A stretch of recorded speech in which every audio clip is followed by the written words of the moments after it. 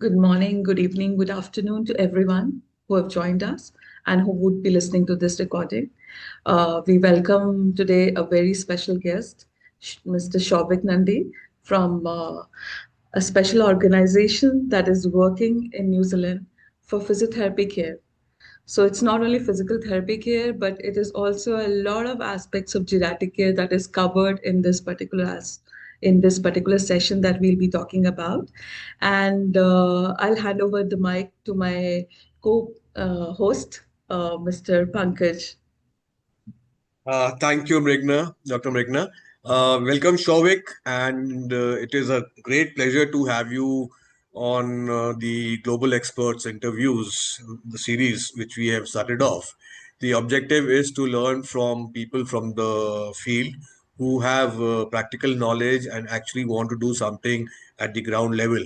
So, when we discussed about the physical therapy and the strength training, I think this is a subject which is very close to everyone's heart and everyone's physical heart, let me put it that way. So that is a area which we all feel it's going to be the reality in the coming future, because that is something which you can't run away from. Medicines, yes, you can have 10,000 people giving you the medicines, but when it comes to giving you the right advice on the physical therapy and the strength part of it, that is where experts like you come onto the board. So, welcome. Yeah, Dr. Vigna. Thank you so much, Pankaj and Dr. Meghna, for giving me the opportunity to share my experiences, ideas, and whatever we provide over here that I've learned. Yeah, I'm a Kiwi by profession, by schooling, but Indian by heart. So yeah, I love to help. My parents are in India, so that's my calling to help their people like themselves age well. So yeah, thank you again. That's a wonderful thing to hear about.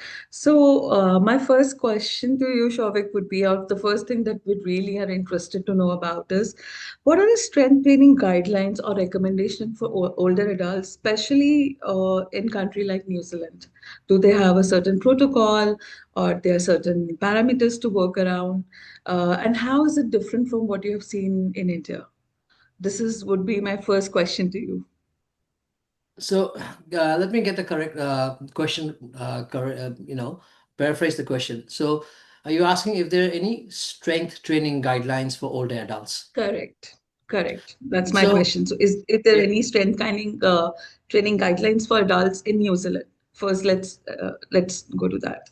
I think that's a very interesting question. Okay, because see, as a physiotherapist, what I've realized being in this country for last 20 years is the schooling system is very different, firstly, in India versus New Zealand. Also, in terms of inherently, New Zealanders are very active people, and inherently, Indians are very slightly laid back. Yeah. Example, on a Sunday, Indians would like to sit down, have a cup of coffee. What did you have for breakfast? What did you have for lunch? And what do you have for going to plan for dinner? Over here, people are like, I've gone for a 5K cycle, and then I'll go for a 50K, or sorry, 5K run, and then go for a 50K cycle. In the evening, we'll catch up with our children to do swimming and do activities. So their world revolves around physical activity, right? And the reason I came to New Zealand is because of that, is because of that population. So coming back to your question, is firstly, strength training, the way it is delivered in New Zealand, is only delivered by people who are certified, right? Who are personal trainers who have to go through certifications. Our physical therapy in New Zealand is one of the oldest schools, but it is really current and very evidence based. The sports science, which is interwoven to this physiotherapy degree, is again one of the best, if I'm not mistaken, the third in the world in terms of what it produces. Okay. So, yes, there are guidelines. Okay. But the field of sports science, preventative care, there has been a recent change, a change in preventative care, right? From globally, people understand that it is not about the lifespan, it is about the health span. So there is a paradigm shift in understanding of how we're going to address these issues. So it is evolving. Strength training for older adults is evolving. The guidelines are evolving. However, the basic understanding and the principles of strength training, I think, is missing. I have a lot of colleagues of mine who have passed from New Zealand, from India, and have come across where I have, and they have good master's degrees, okay, and who have come and worked in my clinic. But I have to start from the beginning with them in terms of understanding strength training. And no offense to what they have learned and their experiences. Their experience is vast, and we have to learn from them. But there is a primary difference, okay? The primary difference is this: when they have gone and studied physiotherapy in their school curriculum or the syllabus, that is 20, 30 years old, right? So what they have come across, or what they're coming up with right now, is knowledge which is very passive in nature. Physiotherapy has moved on, right? And especially in the last decade, right? Correct. So it has moved from a passive approach to a very evidence-based, active approach, where the focus is not about just giving treatments, but it's improving the quality of a life of an individual through better functional outcomes. Right. No, actually, you're very correct. And I think constantly updating oneself should be a part of every curriculum in medical science. I feel that's super important because even from, let's say, last year to this year, we've seen so many, things coming up. Talking about New Zealand itself, I was reading about the ACCs where they have started this live stronger or for longer kind of campaign. So, I mean, and I think if I'm not wrong, it's just this June they have launched it, right? It's not very old. No, This so we 2025. Yeah, Yes. No, actually, they have got funding from 2023 and 2024, because they have realized, and that's why it's very important to understand health data, right? If you do correct. not understand health data, you cannot make changes. If you want to make population level changes, you understand health data. That's how you want to make policy changes, right? ACC have understood that, just an example, a bit of statistics. In New Zealand, Australia, UK, 20 to 25% of admissions in the emergency is because of a fall. Now, when a person falls down, massive things happen, like, for example, hip fractures cost them billions of dollars, because when you have a hip fracture, apart from the extended length of strain, the hospital system, there's a lot of different burdens that come across, right? So they want to make informative decisions to cut down health expenditure. And that's why they had come out with the program, which we have been associated. We have been running this program for last 6 years, uh, with Amazing. accredited with Livestrong. However, I've gone a step beyond. What they used to Mhm. provide is they used to identify people who have had a fall, okay, and they would send them a referral letter and say, okay, these are the areas where you have strength and balance classes. Please go and do it. Okay. Now, I had a problem with that, and the I'm understanding is, okay, sorry, just so to ask you, Shobik, what are the recommendations for the sessions? Is there a certain number of recommendation that they do? So people who are prone to falls, for example, maybe 3 sessions or 2 sessions a week. What is the yeah, I'm coming. recommendation? I'm coming to that. I'm Yeah. coming to that. So what happens is they send for a referral, and it's an ongoing class they do, right? Now, the problem is what I faced, because I work with the community, right? I work on a very grassroots level, right? So these letters are sent to the people. There's $1 million investment that has gone through, but no one is actually following up in terms of how many people are actually going through the classes and things like that, right? But there is also lots of other time constraints and things like that. Now, so what we had done slightly differently in the grassroots level is, you have to buy in people's motivation, right? To have the buy-in, people who don't come to the class, okay, is where you can show them before and after. Okay, so I'm giving an example. This group, we call it the Eight Successful Group. It is been accredited by Live Strong for longer, that Prana Physiotherapy runs, Ministry of Health in ACC. Okay, we've been running that for last 6 years. I had a group of 6 people initially to start with, and it has gone to around 35, 40 people. They have been coming regularly twice a week for the last 5 or 6 years. To answer your question, there's no quick fix. This is a lifestyle change. You have to keep on exercising. There's a famous saying, use it or lose it, right? So strength training, balance training, and power training, for example, yeah, the ability to produce force quickly. It has to be a part of your daily life. Just example, for example, you wake up, you brush your teeth, right? First thing. Similarly, strength training, balance training has to be a part of your life. So there's no one session or two session and three sessions. And that's a common question I get asked. How many times do I have to do this? Like, you have to do it and finish off. There's no finishing off. It's just the beginning, and it's just the starting of the journey. Does Yes. that answer Wow, my That's question? yeah, that's really for lazy people like me. That is like hitting under the belt, I would say, because we know that this is much needed, and I think 99% of the world also knows that this is important. But yet we don't have that kind of enthusiasm or the concern for our own selves, or in fact, including concern of the family, that we should really be taking care of all these aspects. So really, genuinely, it's quite an insightful thing. So Shobik, I just want to ask you one thing: is uh, what's the exact difference between physiotherapy and strength training?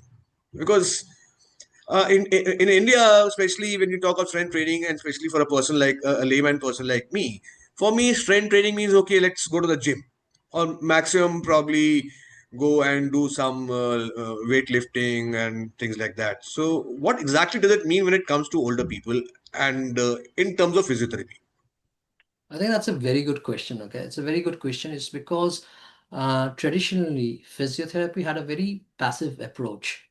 Okay, very passive approach to treatment, which included massage, which still includes what do you call it, and it's been recommended by lots of doctors, orthopedics, especially in India, as they write there in the prescription, say please go for electrical stimulation or very passive kind of treatments, ultrasound, and those kind of treatments, right?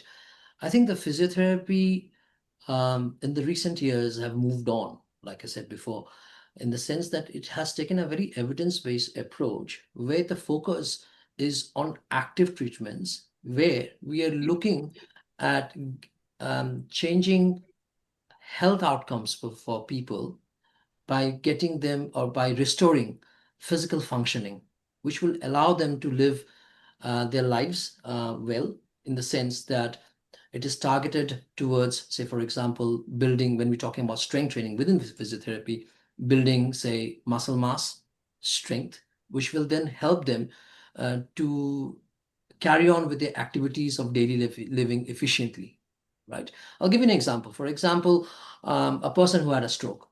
Now, a person who had a stroke, still we do not understand that even a person who has had a stroke could have a good or better quality of life, right? It's not the end of life. And that's the massive difference between, in terms of how physiotherapy is then delivered, right? We are then looking at how do I make that person's life still a bit more independent, right? So then rather than having passive treatments of massage and pain and things, yes, that's a part of it, but we have to look at how do I rehabilitate him back to his own life, own individual life, own independence, right? So that's where strength training comes in and say, all right, say for example, a person has had a stroke and he has got weakness in his lower limb, motor deficits. We then try and do not just passive treatments of for contracture and things like that, but also active treatments to start with, see if we can improve his upper body strength so that he improves his upper body posture, so that it helps him to transfer by himself from bed to, say, example, chair. As he improves in the stroke rehabilitation, then we say, okay, can we then make improvements into, say, standing and then gait training? But all of that requires basic fundamental blocks, which is strength training, right? So strength training is not equal for everyone. Strength training will look very different for a person who is 40 years old versus a person who is 50 years old versus a person who is 60 years old versus a person who is running a marathon at 70, right? So it looks very different, but the fundamentals is based on science. And I think that is the problem where I'll give you an example, right? People do not understand what is strength training. I went to India recently and I was sitting at home and my uncle came, who was a professor at the medical college. And he came and he's in his 70s. And he came and I said, Uncle, like you have lost a lot of muscle mass.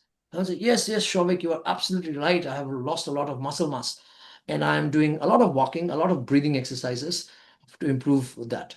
I'm like, okay, let's sit down and talk about what strength training is, right?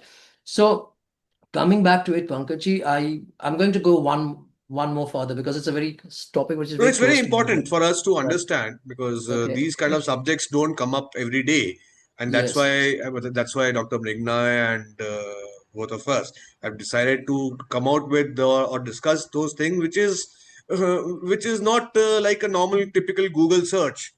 It Yes. has to be Yes. very very Yes. realistic and very practical at the ground level. Okay, and the problem, Pankaj, with strength training is not just in a part of India, but also in developing countries. For example, we all know people need to do strength training, but there are lots of gaps where people are falling, right? So, sorry, Dr. Mrigna, I think you are muted if you're saying something. Uh, were you No, saying no, something? No, no, no, sorry. no, no. Okay. So one of the things is there are few bottlenecks to strength training. Okay, first is like you say, you have to understand what is strength training. Okay, then you have to understand, well, firstly you have to understand the importance of strength training, and then you have to understand how or what is strength training. Okay, so strength training is basically resistance training. It can be body weight training or gym based training or anything that causes um, resistance, right? So that you are targeting your muscles, right? So whenever any movement is done, there are three basic movements. They in sports science or exercise prescription is called concentric movement, eccentric movement, isometric movement. I will give you an example. Like, for example, how many of you have seen older people trying to sit down on the sofa and the last bit he just slumps down rather than controlled movement? That is called eccentric training. As we grow older, our ability to control with gravity, eccentric training is able to control your body against gravity. It's all about gravity, right? Against gravity, with gravity, and holding gravity, right? So that's a common problem that people have is when they're trying to sit down, you will see they slump down, especially older adults. That's called eccentric part of the strength training. So the trick, not the trick, but the importance is to understand who needs what. In the name of strength training, unfortunately, there's a lot of things that is happening which is not strength training, anything but strength training, right? Strength training can be easily done if you understand the concept and the basic principles of science, like any other science, right?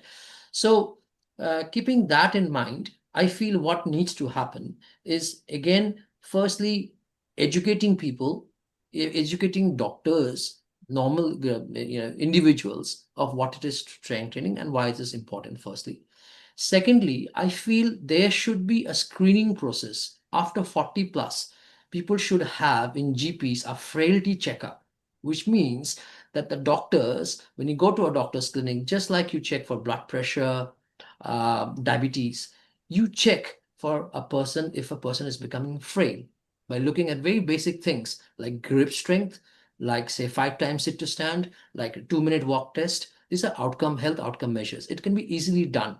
People do not understand how to do them. That can be easily done, firstly, and then it could be should be prescribed or given pathways to doctors. Okay, you can go to this place or you have this registered people you can train with, because it is very important. I cannot emphasize enough that strength training has to be supervised to get reap the benefits of strength training, because if it's not done properly, you will not get the benefit, and a person who have somehow you have convinced to come and do strength training, if you're not doing it or prescribing it right, he's going to run away. He's not going to come back and do it because it is hard. Strength training is not easy. It's not natural, right?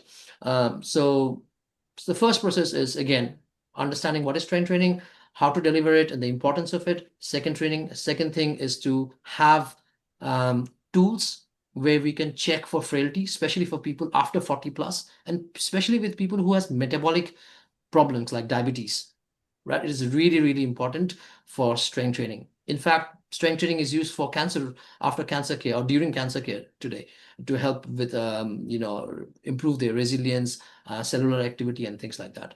I'll come back to it.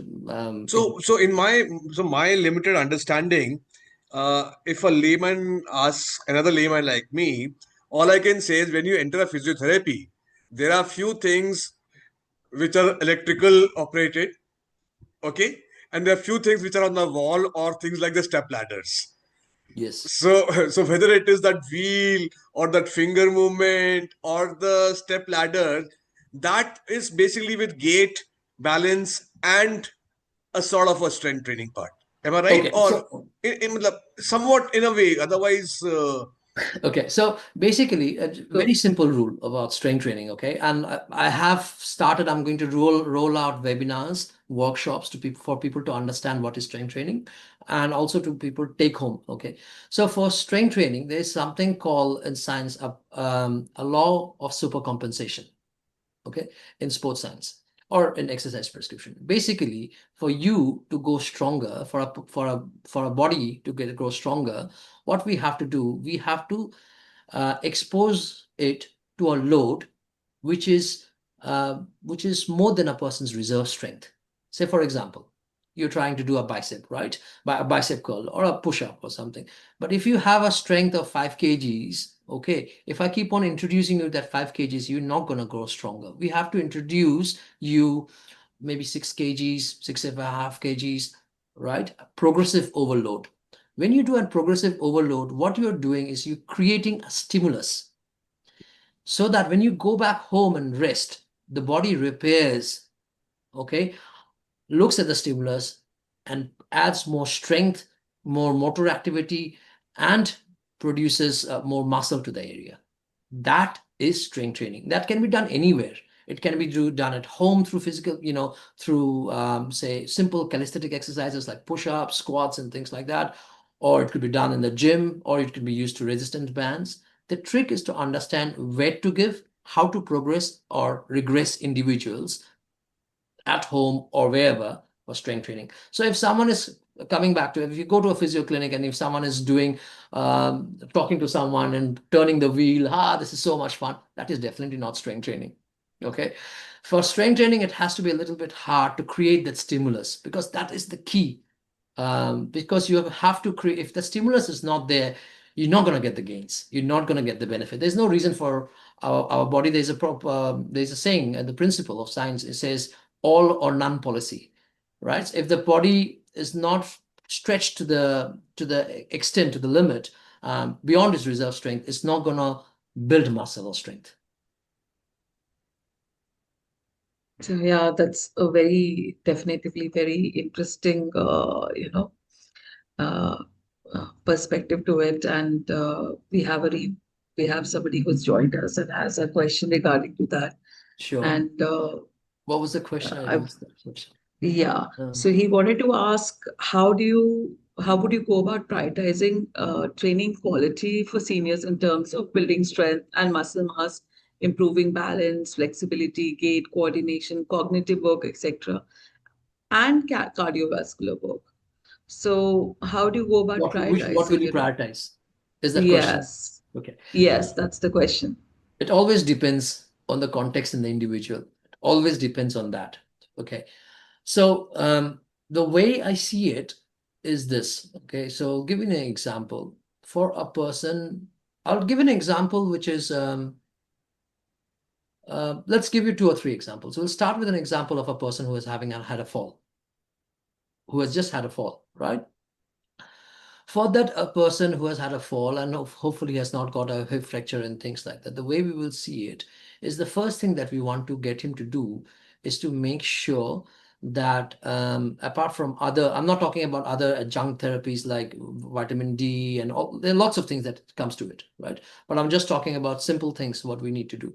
We have to ensure firstly, again, there are other things as well. It's not a simple answer, but again, you have to look at his surroundings and lots of other checkups, environmental checkups, because 30 to 40% of the falls happens because of environment.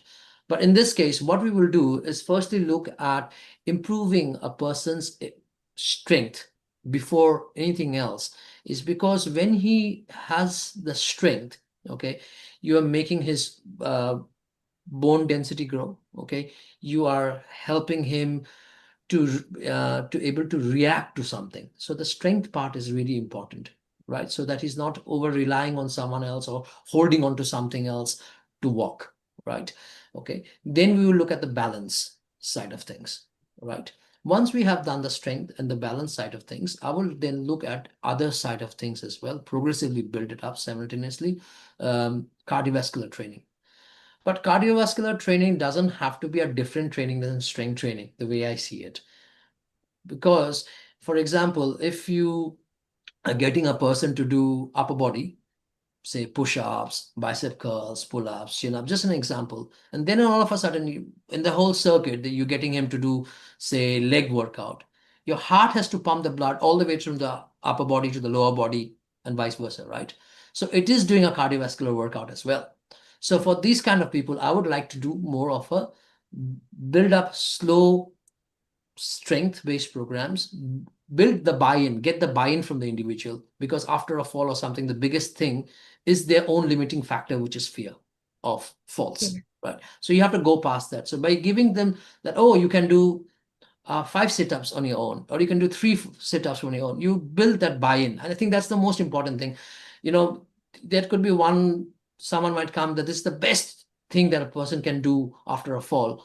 But my question is he got the buy-in to do it? So strength is simple gains that people can see themselves. So I will start with strength training, okay, and then build on balance, and then build on cardiovascular. Then I will give power training. All our individuals who come to our class, 75, 80 years, you will see them. You know how you used to play hopscotch? They play hopscotch. All of them are 80 years old, 85 years old, because that is reactive or power training. That is the holy grail of falls prevention. So yes, everything is. So if you ask me again on a very simple way, if someone is asking me, would you prioritize strength training, balance training? I see it like nutrition. Like in your plate, you will have carbohydrates, you have proteins, you have micronutrients, fats, vitamins, minerals, all a part of it. Strength training is the meat, right? Then you put in cardiovascular training, then you put in, say, a bit of green balance, a bit of vitamins, power training, all of that. So everything is important, but you have to prioritize what you want to start with. Oh, brilliant, brilliant. Yeah, very, Does very that well answer my said, in question? fact. Yeah, I think that answers the question. Yeah, and the person's really happy, he's saying thank you. So honestly, it is very important, and we totally agree. And I love the take that you gave about the food allegory, because we Indians understand everything by food, you know. Yeah. So that's a very wonderful way of understanding how the whole thing works. And I remember in my college days when we were learning orthopedics, so our orthopedic professor used to say that a person comes by the hip and goes by the hip. So I think, talking about the frailty test done at a very basic level, maybe at a GP level, I I think that's think the most that is important. a wonderful, wonderful idea indeed, because if it is done at very basic level of healthcare, whereas in the person is just approaching the healthcare provider, understanding maybe just had a fall or maybe not, he's just maybe on the verge, of having a fall. So, and it is very right there. 40% time it is an environmental factor, because of which the person would have had a fall. Maybe the house has too many carpets, too many places, cables around, a lot of other things that can, make this. So, my next question, or the next interesting thing that I would love you to talk about, is any evidence-based therapeutic programs in New Zealand. Especially, I was very excited when I was reading about this Otango exercise program, OEPs that are called as, right? Yeah, So, or any other that you know of that you've been following in your practice, if you would love to talk about it. So that would sure. be my next Um, interesting point I would like to know. I think Otago Falls Prevention Program is a really, really good program to have. Okay. Um, because what they have done is they have taken basic exercises, and the whole program of the study was done in such that they had taken recruited people um, who had had a fall, okay, and they did a follow-up, and they had multiple interventions to that. One of the interventions was to catch up on the phone or follow up. They had 2 or 3 physiotherapy visits, okay, to teach them exercises, okay. Then what they did was to follow up on the phone regularly to see where they were following those exercises, right? And most people did follow up those exercises and and were had false-free incidences for a long period of time. Okay. Now, the question is, Yes, Otago Falls program has shown promises, but it has a lot of faults itself. No program is false proof. Okay, no, has lots of things, right?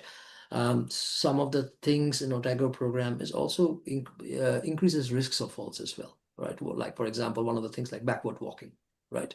So there are a lot of challenges when you providing a program. The most important thing is to understand the person in front of you. That is my biggest understanding. Okay, it has to be supervised, right? And it has to be progressed, right? Um, and at a level where it has to be measured, the gains through different health outcome measures like time up and go, like five times sit to stand. There are lots of, and power based. Power based is we do a lot of power based interventions because that is, I think, the new holy grail of falls prevention, right? So if you ask me, what do you think is the best in the world in terms of falls prevention? Look, I'm going to be biased and say we are doing a pretty good program right now for ourselves because we include everything in terms of if you and the data shows that the data that we have had, it shows. I'll give you an example, okay? A case study. I had an individual with Parkinson's who is to fall 60 to 70 times a month. Okay, that's a That's good. lot because of freezing. Okay, because Yes. of stammering and things like that. Now he's a very resilient man who has always done triathlons, marathons all his life. A Kiwi, right?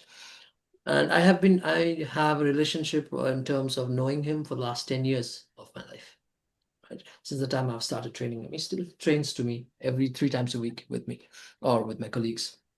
Now, when he started off, he had all the falls, and he went to a neurologist and said that was a part of his new life. And I said, no, it will not going to be a part of your new life. So when you're talking about falls prevention, there are lots of things. It's not always a cure of a disease, but it's managing the disease, for example. How do you manage it? Right. So firstly is we have some protocols. Some of it is I've used because it has worked for me through my experiences. It might not work for someone else, or there's not enough data to yet prove it. Is one of the things that I say, and I have taken it from sports science, working with athletes, is I get him to look at his resting heart rate every single time.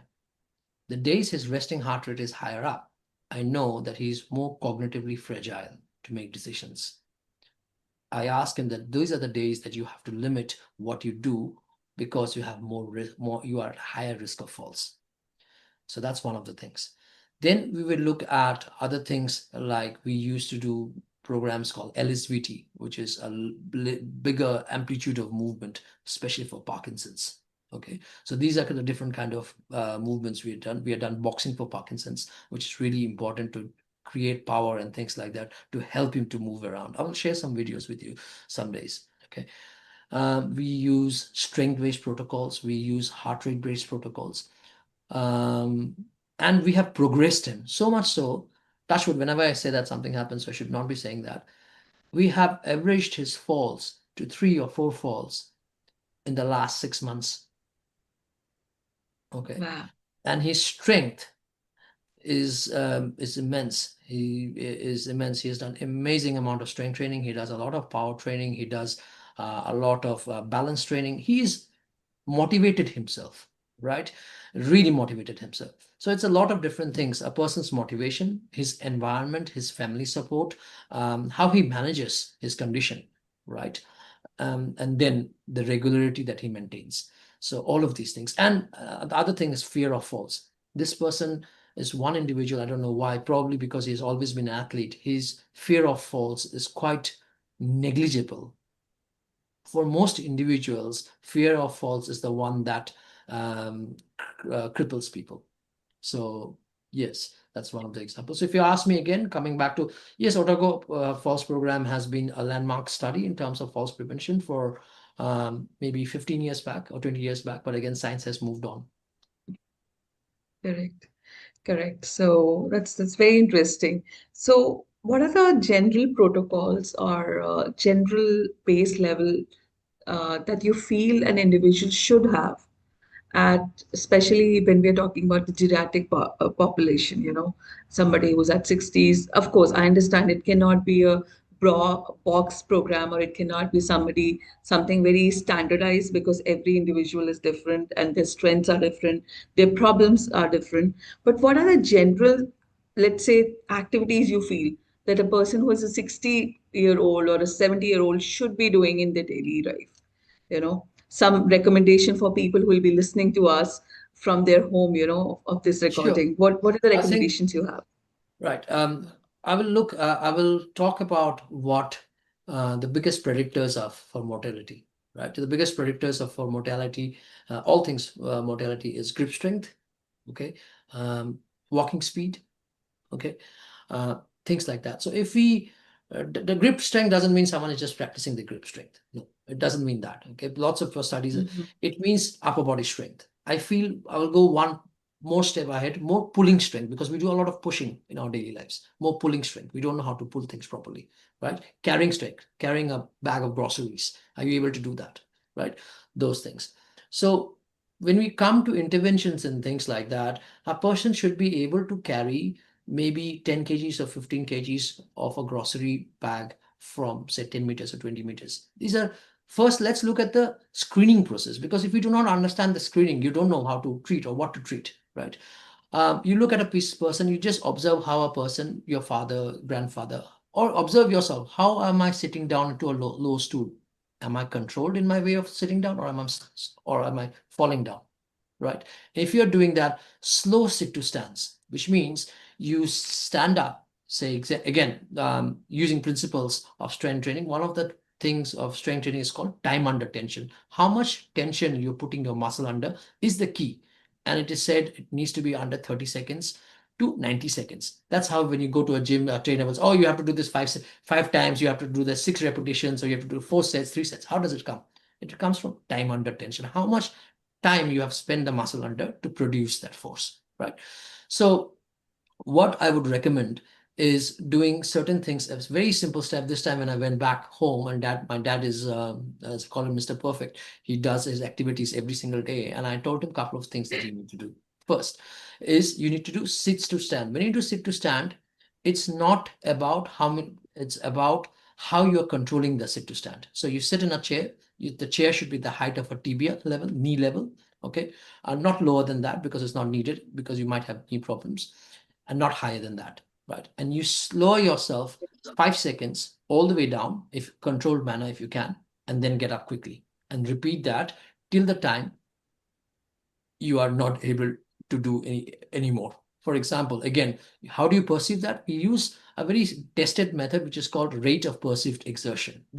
So whenever you go to any gym, anywhere, take up any physical activity, use this. This is the most safest scale to use. It has got enough evidence. It correlates to a heart rate, even with patients with pacemakers, heart transplants.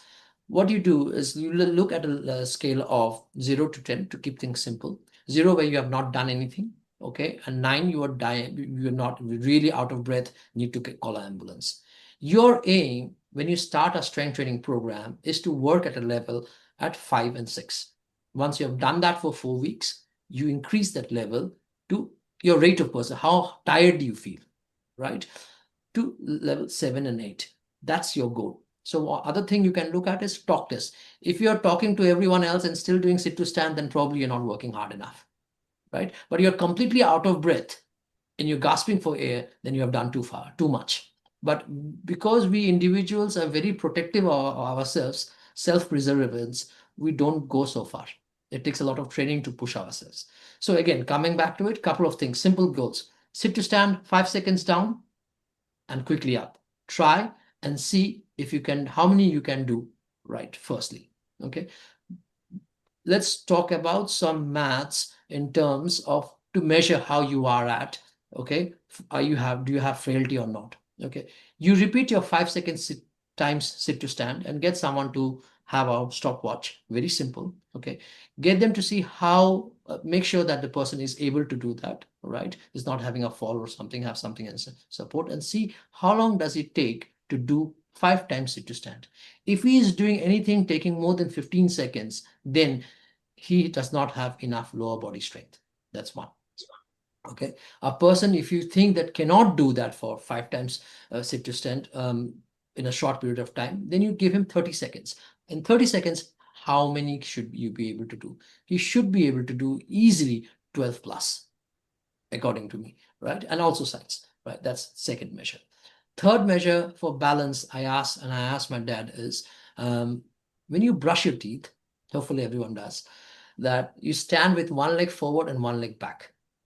Okay, there was a big study that was done to compare if this kind of intervention was helpful, and they found that just by brushing your teeth, by having one leg forward and one leg back, which is called the tandem stance, improves your balance massively every single day. So you do it for 2 minutes, one leg forward, one leg back, and then change it again, right leg forward, left leg back, or left leg forward, right leg back. And you do that for 5 minutes. There's simple things that you can do, right? Calf raises. Everyone knows, like skipping. If you can do skipping, I would suggest please do skipping. This is probably one of the best exercises you can do, even now. It will give you a metabolic rate. It will impact your calf muscles, which will help you to improve your walking speed. Again, walking speed correlates to mortality. The slower you are, the faster you die. Wow, this is Shouvik, seriously, these are such real insights, and I was able to relate to you totally. One was from a very personal level, and second was from a professional level. So when I used to design these retirement homes, and not I designed, what I learned was to have a kind of a small grocery stand or a kind of a baggage stand where you could put your things and then open the locks, because obviously it's very difficult to have a bag in the hand and again then open the key. Now when I see my father, when you said how much can you hold, he calls me up from the ground floor and says, okay, can you send the domestic helper, because I'm carrying a bag. And when the domestic helper gets a bag, I realize, oh, this is just 2.5 kilos only. Yeah, he could have got it himself. But yes, at 87, I'm sure he is not the ones who can probably carry 10 kgs or 7 kgs. So that strength, I think now I am able to relate to it, that what strength exactly is. Yes. Than the typical physiotherapy and questions which I had in mind at least.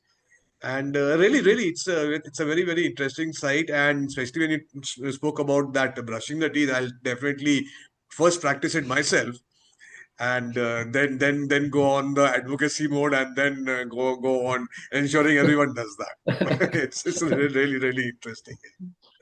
One thing that has come up is people doing a lot of step counts these days. Oh, how many step counts are done? Is it a bad thing? I think it's a good thing, but also that is not enough. Going for a walk is not enough. Walking 10,000 steps is not enough. You have to put yourself under some strength training. And I would go one more thing. I'm not even bringing the topic over here is power training, which is jumps. That's why I'm saying skipping and things like that, because you need that reactive ability very quickly to move fast. Say, for example, you're crossing the road, right? And the car is coming. What gives you the ability to move fast? It's power. Power is basically how fast you can move in a given period of time or point of time, right? Force is going to mass into acceleration, simple, right? So that's all. What would be your last sent or last advice to all of us who are listening? I think firstly the most important thing, like I said, and I cannot hammer it home as much as as much as I like, is having. So there was, again, I'm going to give me 1 minute to explain this. There was a study done in New Zealand in terms of migrants, right? And we know world over migrant health is wherever a person migrates to another country, their health deteriorates quite fast because they're not the last thing in their mind is health. They want to establish themselves and find themselves that they're in good health. But these are things which is for people who are already settled. A person who's going to a different country is like, how do I get settled? How do I get money? They have no care about they don't care anything about their health. So they found that migrant health is the biggest challenge, right?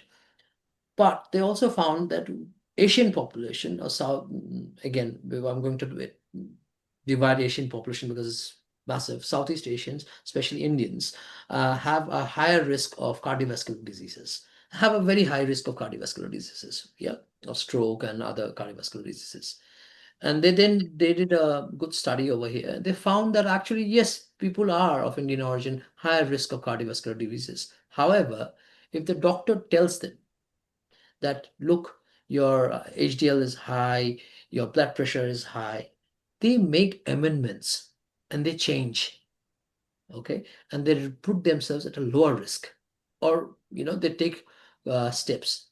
So I think that is the frame of mind that we have as Indians, because we have to understand how our psyche is, right? If that strength training prescription or recommendation is coming from your doctor who understands strength training, who has done a screening tool, then it becomes something which is godsend for common people, right? Then people will do that. Okay. So I think we have to tackle this in a primary care level. Lastly, I would like to say that at Prana Physiotherapy over here, we're redefining how physiotherapy is being delivered at a primary level, okay, by having a very proactive and preventative focus to physiotherapy, by bringing in strength training and having an understanding of data from a very grassroots level. Everything that we do, we have got 7 or 8 programs that is running right now at the very grassroots. My challenge is not the strength training or the science. Okay. My challenge is, how do I get that person to participate in whatever I'm asking them to do, right? That is the biggest challenge. Okay. And one of the things that I'm doing recently, which has got, we have got some funding with Auckland Council and things like that, is co-designing programs. So what I'll give you this interesting thing, because it might relate to India and you might try and do this in your healthcare facilities. Firstly, rehabilitation cannot happen. I maintain that within the 4 walls of mention. It's not going to happen. It has to come outside. You have to, I feel that when you are sharing the same pain, I have got back pain, you have got back pain, God forbid, Dr. Mrigna has got back pain. All of us are in one room. All of a sudden, you see that I am doing some exercise. Oh, he's got so much of back pain. He's doing it. Oh, I might as well try it. Now, how come Dr. Pankaj is doing that? I can do more than him.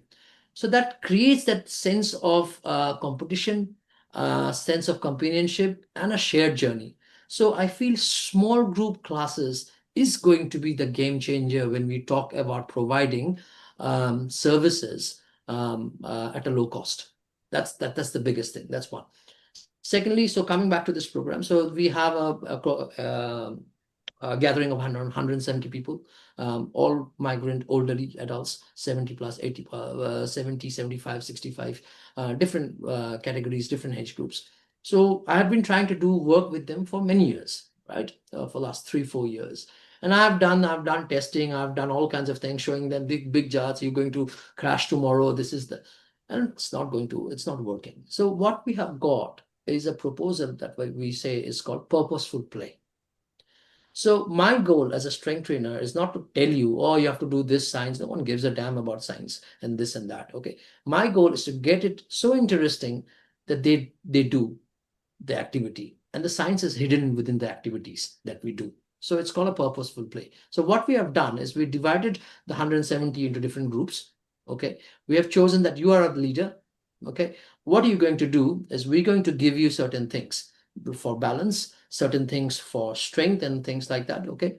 We will co-design these activities with you. We will have weekly people like doing Instagrams and Facebook, especially older people. Yeah, to my surprise, they like being in Facebook, they like being in WhatsApp.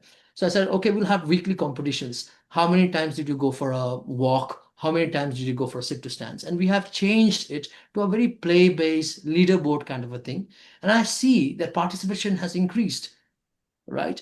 And they are not knowing. And then I asked, what did you like doing? Oh, those obstacle courses that you have given me to do, like just like in kids, gyms and things like Ninja Warriors and things like that. I love this because I think it helps me with my balance. So they can see it.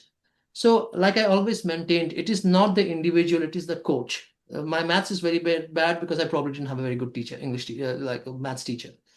So it's not the individual, it's how you deliver that is the key. So I will go back to all the strength coaches and things like that, get the buy-in, and science, simple science will work. No, That's brilliant. all. Yeah, I think Shovik, this is very important, and I'm sure Dr. Mrigna will agree. By now, my super gray cells are already working. I'm thinking at the village level that okay, why can't I just have a half a kilometer track or a round track and have different levels of like the speed breakers or the steps and things like that, which can be enjoyed by a 5-year-old child and as well as a 85-year-old person. So Absolutely. I think based built-in on their environment is huge. capacity, whether it starts from slow, it goes to higher, then again it comes back to a lower level. Absolutely, Pankaj. You are Okay, dead so right. Built you make it into a fun thing, and in that you put in some sensory garden and all that. You just require half a kilometer of stretch. Yeah, that's it. Not even absolutely. half a kilometer. Let's say 500 meters of a stretch, And which I think that's exactly it. Pankaj, built-in environment forces people, built-in environment and a gathering of people, common goals, common friends, common purpose for life, right? That will be a game changer, because you know why this has come to me? Because when I was young, my mom would go to for morning walks for 4 or 5 friends, right? They will do, everyone used to do that in Delhi and things like that. People go to this garden and that garden in the morning because look, we are social and individual animals, right? We cannot talk about our health and do activities which we hate doing, let alone forget about with people. We don't want to do that alone. So get people together to make no, it a exactly movement. that is what I'm saying. That when you're going for a walk along that same path for 100 meters, I put in a sensory pebble path. I Absolutely. put in something which is more the physiotherapeutic and strength training part of it. It is not Yep. costing me anything. It is just I'm No. saying that area is anyhow going wasted. It is just a very marginal kind of a difference which you incorporate within the existing structure.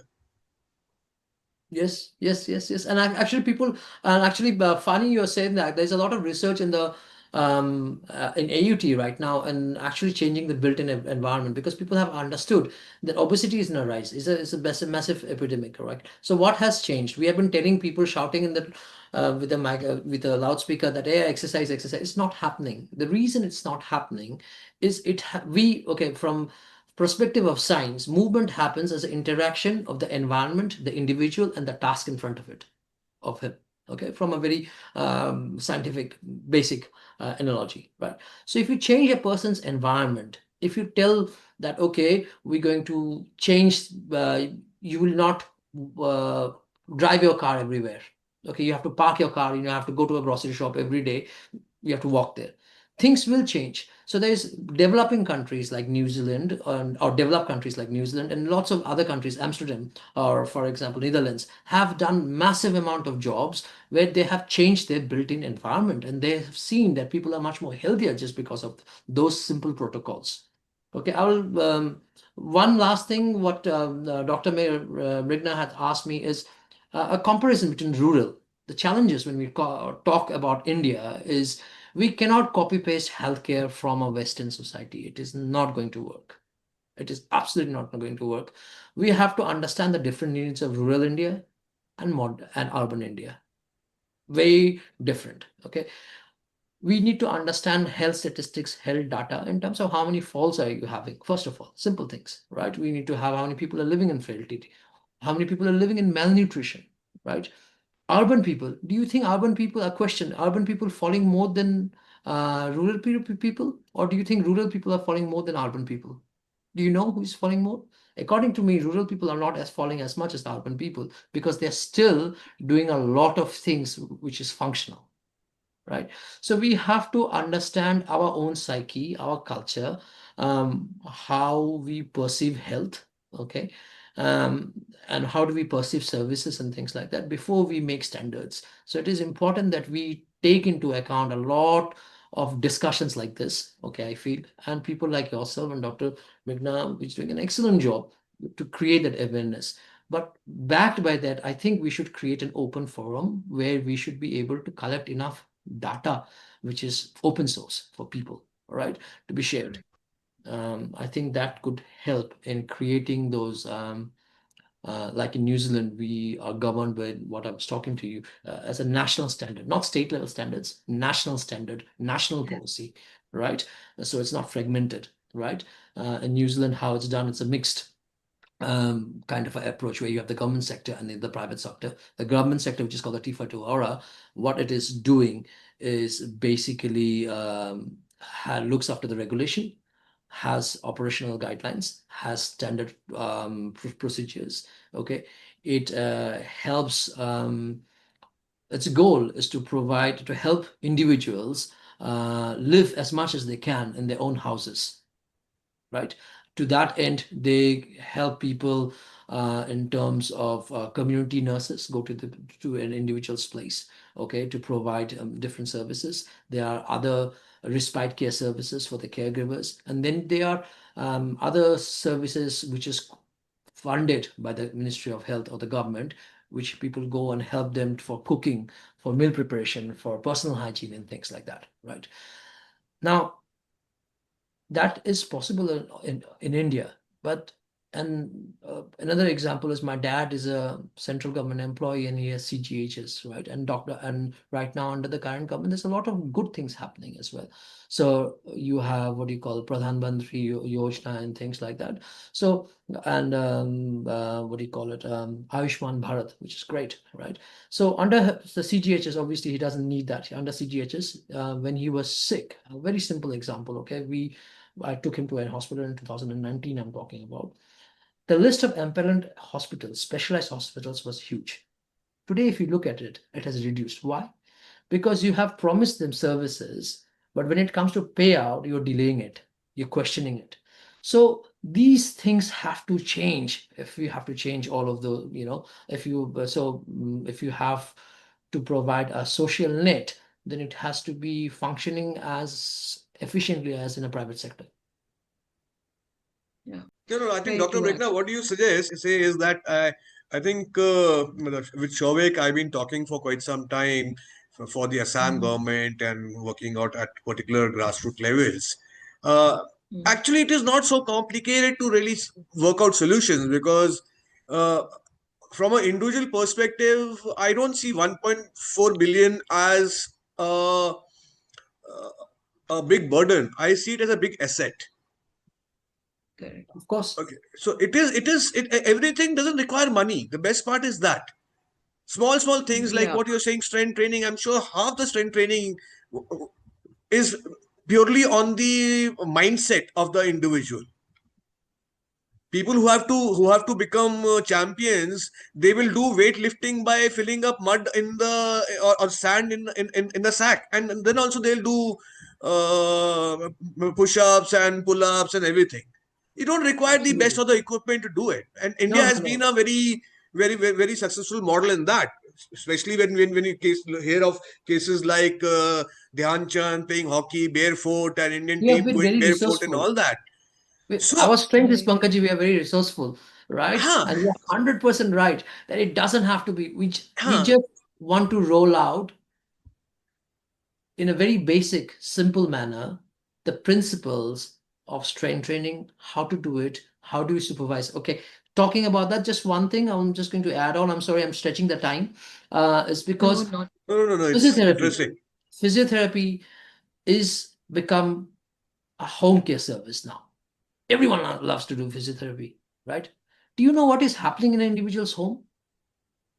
There is no standardization of what is happening. And I will give you an example from looking at my mom suffering a stroke, having a physiotherapy come in and do things. It's not that poor chap's fault. Everyone thinks, oh, I've done a physiotherapy degree, but they do not understand, not all of us, okay, even over here in New Zealand, because their syllabus is different, like I said, right? You have to understand strength training, right?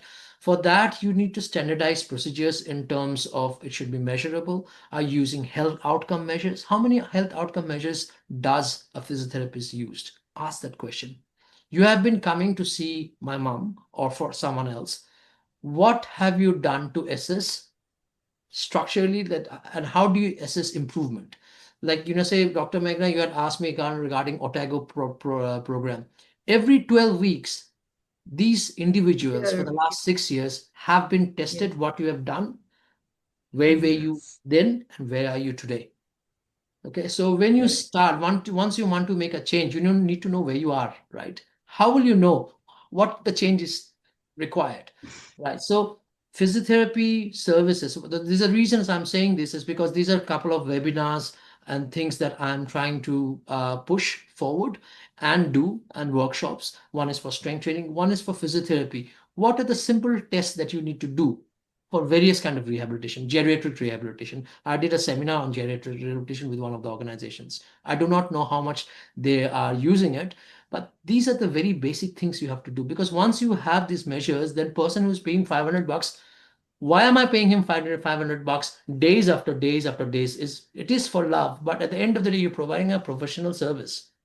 Are you getting what you are paying for your loved ones? That's my question. And Correct. it has to come out. And the moment a physiotherapist does that, shows that report, does that, then his level of income will also go up. Then also, no, I'm going to charge you 1,000 bucks. It's because I'm showing you results. I'm showing you outcomes. It could be this much, but he has got something Yeah. to show, to measure, right? What do you say, Yeah. Doctor? I think, no, that's wonderful. In fact, that's the thing, the measurable outcomes. And this is what I see, like one thing is at an individual level to the level of the country, if we have the data to back up. It is a very right thing, because the thing is, a lot of times when we talk about programs or making these changes, we don't actually have good data to back up that what changes will it bring on the population, let it be the urban population or the rural population. Like Pankaj, you're talking about this, making these track courses, So very interesting idea, but again, we don't have data to back up. No, Shavik asked us a very simple question. Urban population or rural population, who is falling more? Do we have data to back that up? Honestly, no. We assume that yes, we have seen urban population people are falling a lot, and rural population people are still doing a lot of things like their farming practices, like simplest thing, like the women they do ghar ka pocha by themselves, and they do it while sitting down and not standing up. So then they are working with a certain set of muscles that we actually don't see in the urban women. So naturally, bringing to into these small things, yes, I can say it's interesting, and I feel yes, these data needs to be backed up, and we need to build around amazing suggestion that Shavik actually has presented. And he rightly said things cannot be copy pasted. We cannot copy paste the New Zealand protocol. We cannot copy paste what Prana might be doing in New Zealand. But yes, what we can do is to get inspired and make something culturally appropriate for India. I think So the reason, I'm sorry, I'm cutting you off, Dr. no, no, Mrigna. The please, reason please. I have been doing what my interest I've been over here, I've learned from, from New Zealand school. Like I say, I'm a Kiwi in that regard. But I've been working with the New Zealand diaspora for the last 7, 8 years, only to understand how we think. Because if I someday, because my goal is to come back and make a change in India, or even if I don't come back from here, make a change, I need to understand the psyche of our people. And that's why we've been working in the diaspora. And everything that I've said, everything I've learned is from working in my diaspora of what works and work, because inherently we're different people, culturally different, right? Like I gave you an example of food. What we're going to eat for food? Me being a Bengali, what I'm going to have for dinner is I'm discussing at my breakfast table. A Kiwi is discovering, oh, I've gone for my 50K run. What I'm going to do in the evening before I, go to sleep. Very different mentality, right? Um, Right. I think that's very important to understand the context and the person we're trying to change. Correct. Lastly, before we go, I think because you're doing a recording as well, there are 5 things I want to tell you in terms of why you should do strength training. 5 important factors. One is to preserve muscle, okay, and stop from falling, okay, avoiding frailty. So muscle is like gold, right? The most important things to improve metabolic health. People with diabetes, people with other metabolic conditions, they need to do strength training, because guess what? The food that that we eat is energy, right? Who uses the energy? Muscles use the energy. The mitochondria, the cells use the energy. So it's a very important thing. If you are just taking insulin and other things, but if you're not using that energy by doing exercise, then we're not going to get better. It is proven by lots of scientific literature right now that strength training is as important as any medicine when it comes to diabetic patients. And India has a higher or increasing rise of diabetic patients year on year. Right. Um, People we do not talk about, people, especially women in India, in terms of whatever that little data I understand, has a um, more risk of falls world over, but also other things like osteoporosis, especially after menopause, after 40. So every single individual, a woman after 40, should do strength training. Why? To improve their cartilage health, to improve the strength of their connective tissues, right? So these are really, really important for women, strength training. It's not for men. It is more so for women than men. Okay. Third thing is strength training boosts cognitive function by something called, it creates something called BDNF factor. It's called brain-derived neuropathic factor. What it does, it helps you with your memory, with your cognition. It helps people with depression, people who are suffering from depression. Depression is a silent killer. There's a lot of depression in our society. We don't talk about it. But when I am giving you, I cannot give you examples, but with case studies, I can give you certain examples sometimes that patients with cognitive problems, with chronic pain, by just doing strength training, has come out of a lot of, not come out, but they know how to manage depression better. There's enough scientific literature that strength training, because of BDNF factor, brain-derived neuropathic factor, helps for dementia care. Oh, by the way, the healthcare, what the aged care facilities that I work with, I'm trying to work with people with dementia care and give them strength training. Why? Because not only will they improve their quality of life, but it will make the life of the caregiver easier. Because if a person has enough strength to stand up, then you're not pulling and throwing the person from one place to another. So That's true. that will really help with that. Okay. And the last, like I said, increases longevity. If you want to put health span to your lifespan, you have to do strength training. Your indicators say that grip strength, walking speed, there are a lot of indicators like that, right? And the last thing is, we have to really understand that we stop looking at the chronological age of an individual. We need to determine the biological age of an individual at a primary care level. And these are the tools that I want to actually share with people, with the GPs and the primary care factors. And how do you actually check when a person is coming? How do you decide he is good for surgery? By looking at his blood markers or looking at his age? Why do you ask age then? Age has no relevancy. You need to look at outcome measures in terms of biological aging to decide whether that person is good for surgery or not, or what should be her medication. So these are the things I think are important, are really, really important, and should be taken into care when you're talking about geriatric rehabilitation or aged care in India. And I think I totally agree with you. And I think this conversation cannot end in one session. We need to Absolutely. I go was ahead, about to say the have, same thing, multiple Dr. Mrigna. sessions. Yes, it is. We're just opening the Pandora's box, and Yeah. the moment when I was talking to him, hearing his particular passion and his advice, I was just thinking, okay, that means eating a heavy meal or a steak or chola baturas and then going and watching 6 hours of TV is definitely out of the situation. So I Thank you, think, Chirag. Chirag had written, I would like more sessions. Like, if you sit down with me, I'm happy to talk all night long, but I just don't think that's going to happen. But yes, I would love to, yeah, we should, and this forum, exactly what Pankajji and along with other people like yourself, Doctor, who have come along, has created a platform which was much needed for this kind of discussions to happen, this kind of forums to No, happen. we will not. We will not stick to the discussion. See, that's why I'm trying to tell everyone, and that's also happening. Is objective is first you get to the discussion mode, and now you're already on to the implementation mode to a certain extent. And the best part is it's all volunteer.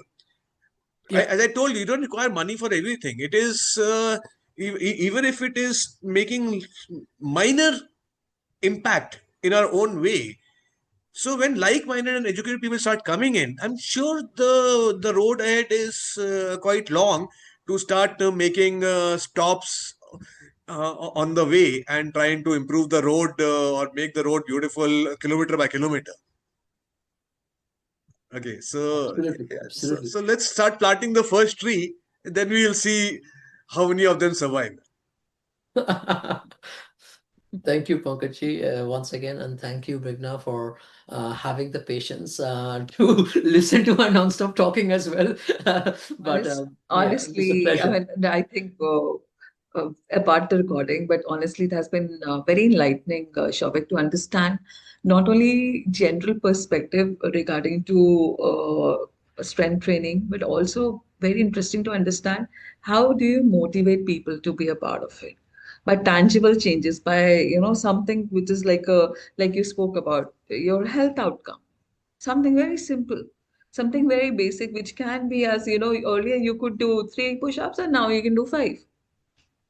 Very simple logistic things, that any and everybody, I think, should implement in their personal lives versus in their practices as well. As somebody who's maybe a practicing physiotherapist, exercise, we have yoga therapists in India, so many things, around the structure, because the infrastructure here, or the healthcare infrastructure, especially when we come to, is very complex in India.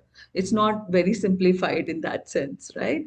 So I mean, if somebody is able to give like a health outcome, okay, like this is what you have been doing, this is what is the new outcome, and this is why you should continue with this, you know so I think that's really amazing, Shavik. You have simplified it so much, I believe, because of your experience and your practice, and especially working with the Indian diaspora, you know the Asian, yes, the South Asian that we are. We have this tendency, if we don't see results of, if we don't see something tangible, we are not motivated for things. this That's is this right. is a fact about us, and you have captured it very beautifully and very practically into your practice and into the way, I think, prana is working. That's wonderful to hear and understand for all of us. Thank you. Thank you so much. Thank you so much. Really, thank you, Shouvik, for coming on the session.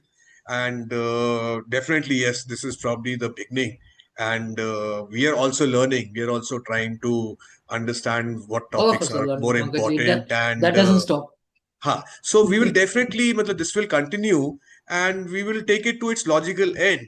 That how we can ensure things gets implemented, okay, to a certain extent, whether it is your individual self or the society or the neighborhood or things like that, which will take time, but yes, we will at least get the formats ready for people to at least start filling up the forms. Till the time you don't have the forms, how will people fill it up? Okay, so we'll do that, and really thanks to Dr. Mrigna, who's been like, I'm sure, because she's in Brazil, and most of the sessions, what happens, they're probably happening at 4:35 in the morning for her. So really appreciate, and Shavik also, you also, it must be quite late now, and Yeah, it's, I think, almost 12:30 for you, Shobik, isn't it? 11:30. Yeah, well yes, said. yes. So, but Yeah, I guess, I, 11:30. I guess someone on the, as a team, because all of us are now onto the same bandwidth and the same intellectual level. So I think just a few people can start rolling the dice, and then as you say ना, हिंदुस्तान में तमाशा देखने वाले ज्यादा आ जाते हैं. तो तमाशा तो दिखाओ ना पहले. जब तक तमाशा नहीं करोगे तब तक लोग देखने नहीं आएंगे. Sure. Okay, so thanks, yeah, thanks a lot, and Thank you again, look Pankaj. forward to your sessions. That's very interesting, Shobik, and honestly, it has been a very learning session for all of us here, and especially for our listeners who will be, and in their various setups learning about it.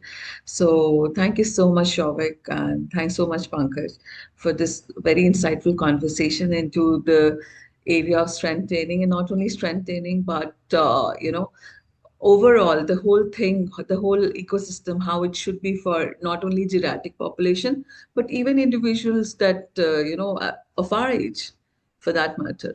So how we should be looking at the strength training, and not something that is only done at gym, but something which is a part of your actual life. I love the quotation when Shavik said, the slower you walk, the faster you are towards your death.